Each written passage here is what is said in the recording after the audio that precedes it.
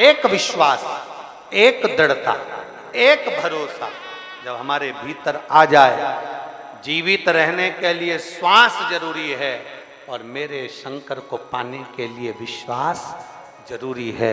अगर विश्वास है तो शिव तुम्हारे पास है, विश्वास है तो मेरा ओघड़दानी तुम्हारे करीब में, विश्वास नहीं तो शिव भी नहीं। रामचरितमानस में तो तुलसी बाबा जी ने लिख दिया, शंकर विश्वास रूपिणो, शिव विश्वास है, शंकर विश्वास का प्रतिबिंब है, शंकर विश्वास का स्वरूप है।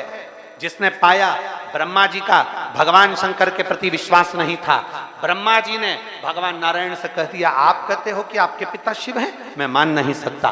दोनों ने पर्वत घुमाना प्रारंभ करा, अग्नि खंभ प्रकट हो गया, एक शिवलिंग की आकृति प्रकट हो गई, प्रथम शिवलिंग प्रकट हो गया। उस शिवलिंग के चरण कहाँ है, शिवलिंग का शीश कहाँ है, शिवलिंग के पांव कहाँ है, शिवलिंग का मुख कहाँ है, देखने के लिए ब्रह्मा और विष्णु दोनों जा रहे हैं। नारायण को मालूम था, मेरे नारायण ये जानते हैं कि भगवान के चरण और शीश देखना कठिन है, अपने पिता का मर्म जानना बहुत कठिन है, अपनी माता का मर्म जानना बहुत कठिन है, अपनी माता की करुणा जानना बहुत कठिन है, अपने पिता की करुणा जानना बहुत कठिन है, बहुत कठिन है। इसीलिए हमारे शिव महापुराण की कथा कहती है,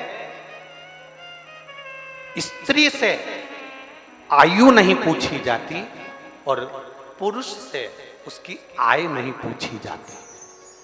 क्या नहीं पूछते, जम जम के बोलो जरा।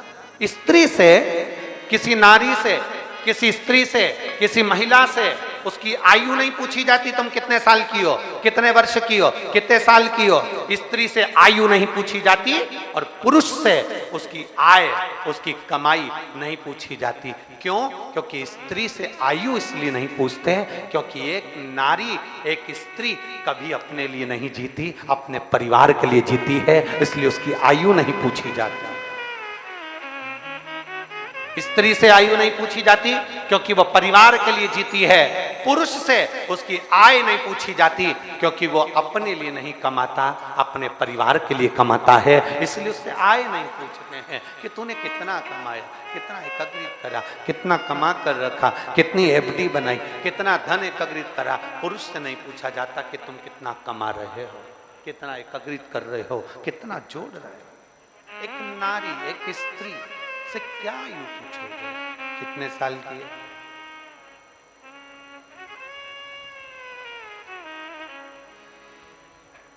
कितने वर्ष। काशी जाओ ना,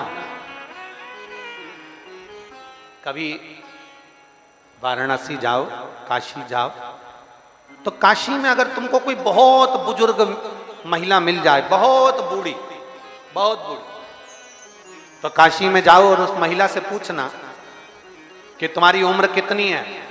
80 साल की होगी, 85 साल की होगी, 90 साल की होगी।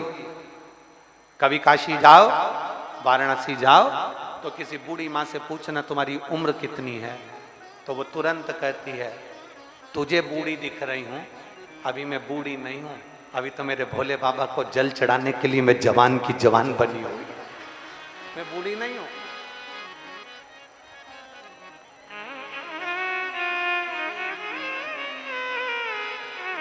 अभी मेरी वृद्धावस्था नहीं, अभी मैं बुजुर्ग नहीं हूँ, अभी मैं बूढ़ी नहीं हूँ, मेरे बाबा को जल चढ़ाने के लिए अभी तो मेरी शरीर, मेरा पांव